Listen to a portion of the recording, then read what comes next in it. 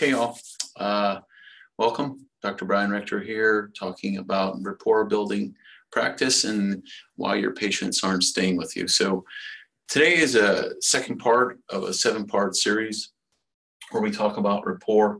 Last time, these are the notes from last time where we talked about relationship and how our relationships with our patients are involved. We looked at friends, teacher, parent, leader, and mentor, which was level 5, which was the most involved and most successful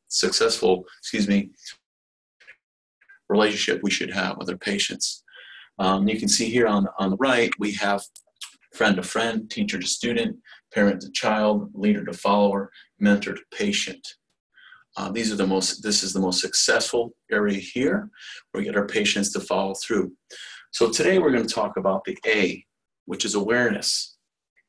So let me turn the page here. As we look at awareness with our patients, back here, sorry about that.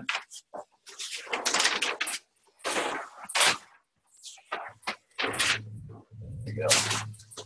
We look at awareness with our patients.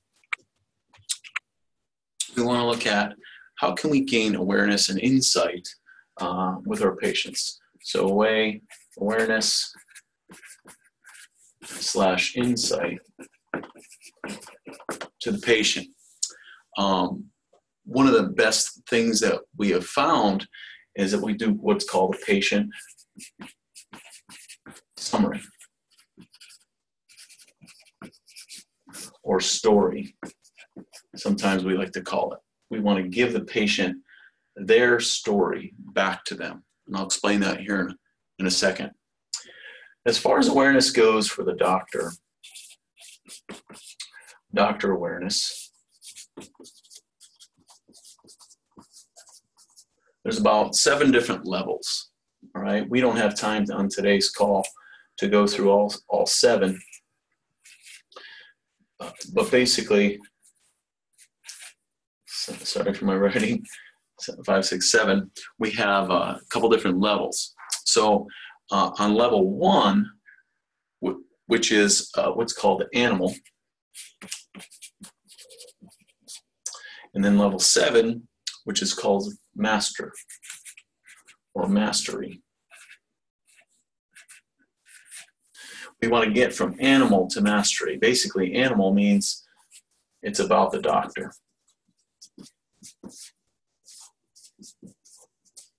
For mastery, it's about value for the patient. And for those of you who coach with me, you know I take you through these levels, 7 levels, and we try to figure out which level you are at presently. Again, for today's time, we don't have really time to go over each level and what they are. But let me just, I guess I'll share number 4. So number 4 is individual. Give me an idea, right? We go from animal to individual to master or to mastery. And what this means is we're unaware of the patient. Here we're aware of both patient and the doctor as being individuals. And then mastery is really about looking for ways to improve the patient's health through creating value in the patient. And this is where we want to be. Look for other webinars from me when we talk about this and we talk about the different levels. But today we're going to focus on awareness and insight, what that means for the doctor-patient relationship. And what we do is the patient, like I said, the patient story. So, patient story. Starts with a consult. Number 1, consult. For myself, right, my CA goes into the appointment, into the first doctor's consultation, and she gets information. So we want information in the consult. 1, why they're here, right? Number 2, who referred them.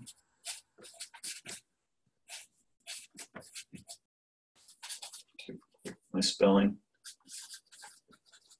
And number 3, what concerns they have about their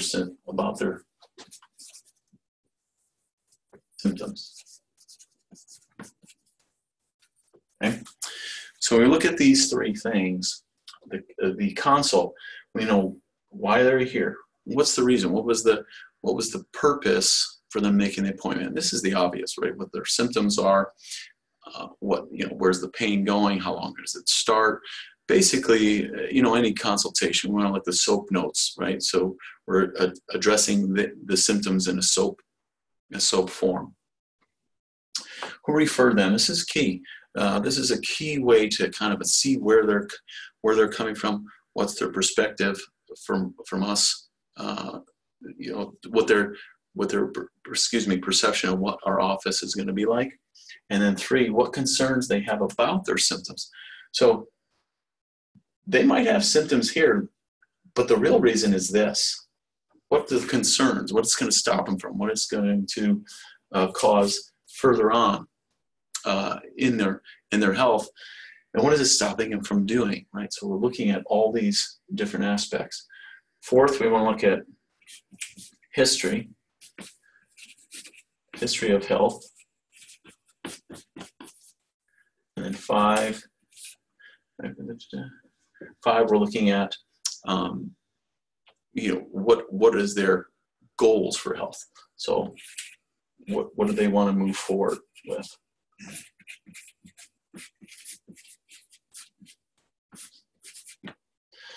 This is a big one.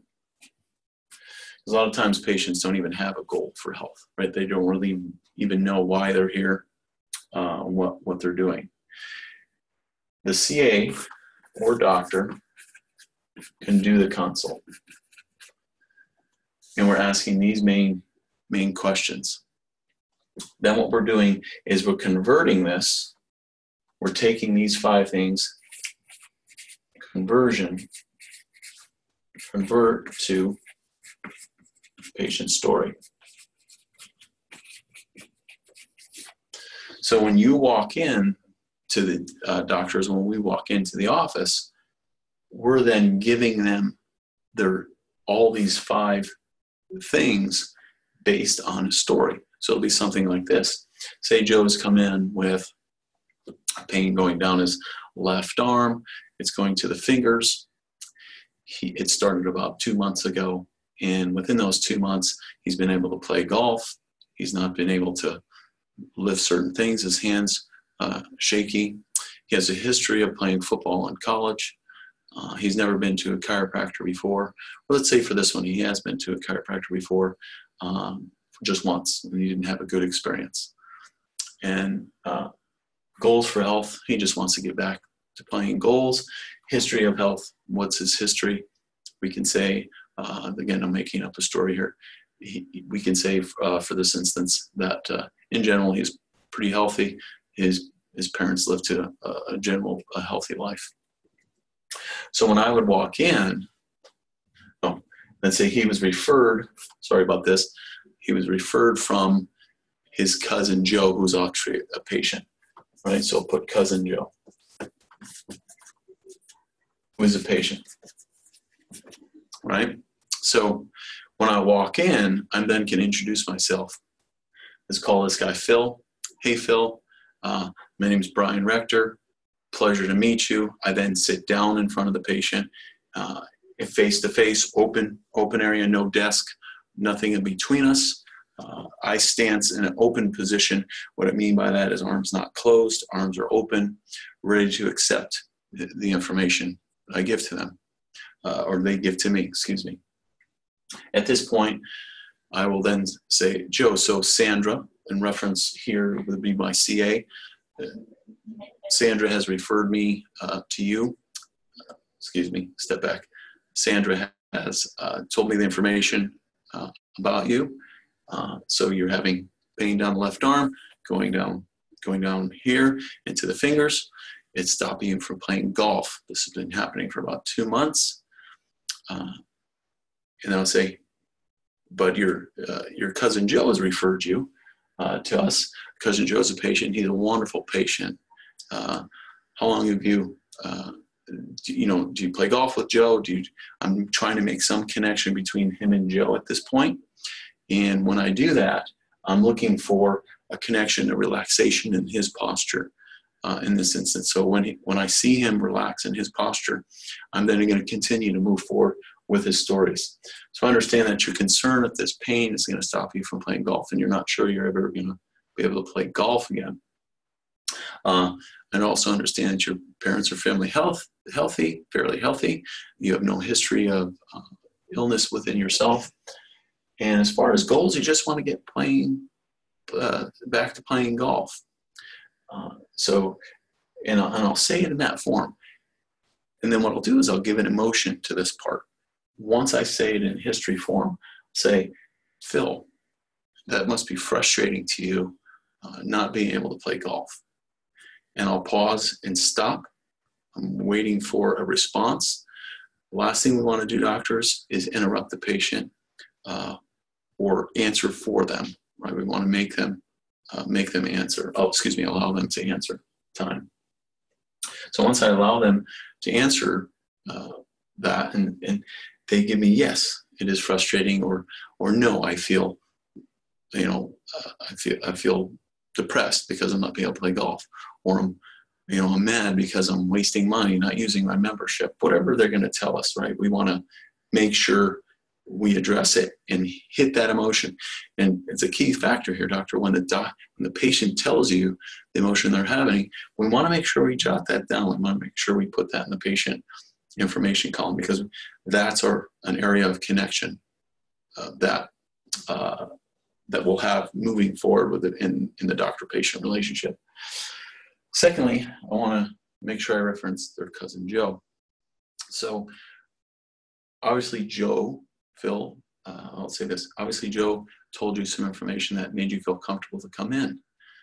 Yes, he did. He said you guys are great, or whatever they would say.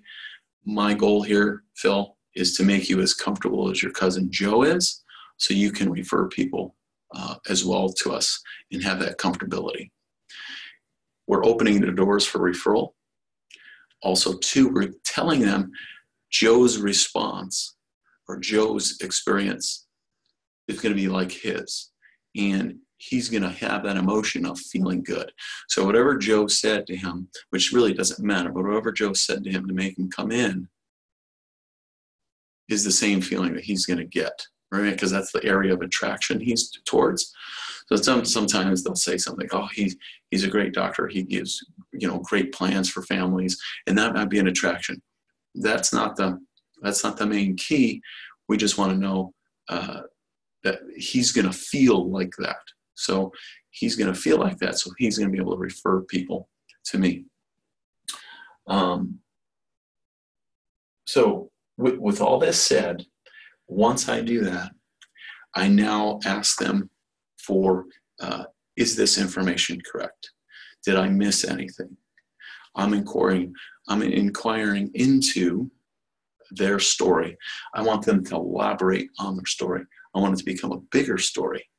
So there's the doctor input to the story, and then the patient's response to the story. And when we hear that, make sure I write this down. So when we hear the patient response, it gives us another level of connection. Remember, this whole idea of building rapport in your practice is based on these 7 principles. We got relationship, which we talked about last time. We have awareness, purpose, perception, opportunity, respect, and trust. So we have to gain all this. And it really starts with this patient story. When a patient feels heard and understood, they're going to open up to you. And then they're going to start to allow you to become their mentor, which is the goal, right? We want them to feel comfortable where they feel they can trust us, which is the main key. So let's look down. If you guys have any questions that are online, feel free to write your questions in.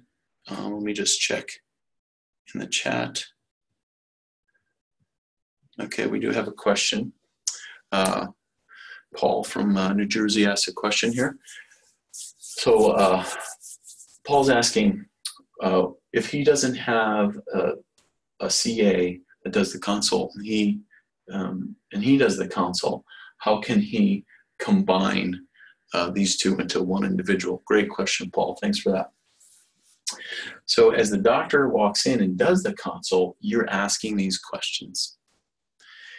And then you give a brief moment where you're, in my case, if I was to do that, as I do the consult, I'm then going to leave the room and have them change into a gown for their scan and x-rays or whatever. Then when I come back into the room, it's like a second part of the exam. I'm then doing the patient's story at that point. So I then repeat something like, hey, Phil, I just wanted to make sure I have everything down correctly, and then you say it back to them in a story form. And as long as you can do that and can build the relationship and build their story for them, it gives you a better rapport, a better connection with the patient. Some doctors I've worked with also will do the patient's story on their second visit. So when you come back in the second visit, you're then going to tell them the story and then include your report of findings in that story, which can be powerful at that time. But what we have to watch out for is too much information for our patients can give what I call information overload, and we start to lose them. So if we make the connection more on the first visit, on the second visit, then we can continue on their story now with an ending kind of to their story, if you get where I'm going. So here we have their problem, here we have their first part of the story is their problem, their concerns, their symptoms, their goal. On their second visit, you're then saying, repeating that story and then having an ending. Now here I have found what's the causes of your issues, the subluxation. The subluxation causes these symptoms, and then go from the subluxation into, here's my recommendations for care, and then you're fulfilling the story. And at the end of the story, guess what, Phil? You're back playing golf, playing better than ever, and you're telling all your friends and golf buddies the reason why you're playing is because of what your care you received here. Again, he's comfortable referring, just like his cousin Joe was, and all of a sudden you have this built-in relationship. They have to grab to their, they have to grasp their story and acknowledge it. That's what's going to happen. So let's see if we have any more questions here.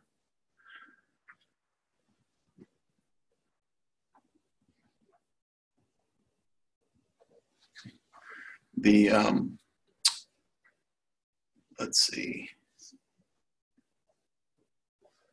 All right. No other further questions. So if you have any questions or you'd like to go to my website at www.innatecoach.com, click on any links. You can listen to the rapport relationship webinar we did last time and go through that. Or you can listen to the whole version of rapport where I give a brief understanding of this concept. Until next week, until next month, we're going to be talking about purpose for the patient, purpose for the doctor. And remember, if you have any questions, you can also email me at Dr. Brian, DRBRIAN, @innatecoach.com. Look forward to seeing you next time. Thanks.